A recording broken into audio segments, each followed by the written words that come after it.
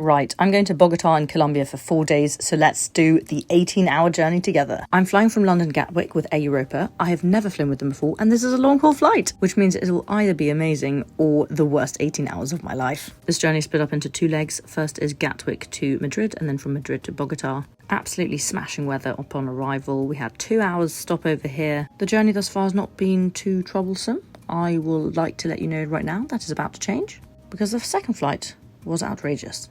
So this is the plane. It's like a 3-4-3 formation. This is my amenities kit.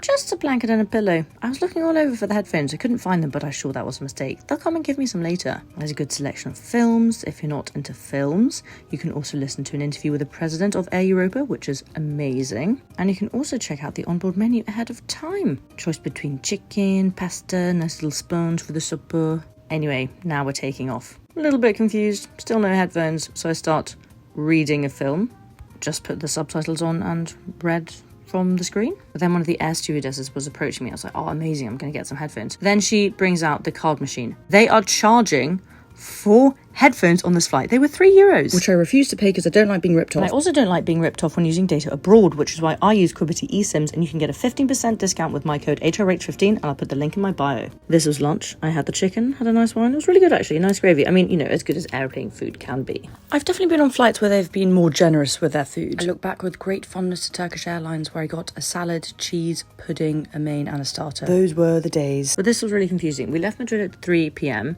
and about 2 hours into the flight, they dimmed all the lights in the cabin, except for this one window that showed how bright it was still outside. But whatever, what's a girl to do? So then I decided I would do my skincare. And I bought this Korean skin mask because someone on TikTok told me that being in a plane dehydrates you. But this looked so scary when it was on. I didn't want to leave the loo cubicle and make the whole plane scream as I walked back to my seat. So I took it off and then reassembled when I was back at my seat. I then decided I was hungry and ready to spend €20 on food. That's right, I won't spend €3 on headphones, but I will spend €20 on food. I then had a mini photo shoot because it was quite dark and I didn't want to put my flash on and disturb the passenger sleeping next to me. And then I continued reading my films. And actually, reading these films made me appreciate the screenwriters and the screenplay. I read A Promising Young Woman, The Housemaid, Princess Diaries. We were given a very stodgy muffin as a snack before landing, and it was pitch black when we arrived at 6 p.m. And I guess that's because we're closer to the equator than we are in London. Took an Uber to my hotel. I'll be reviewing it tomorrow, so stay tuned for that.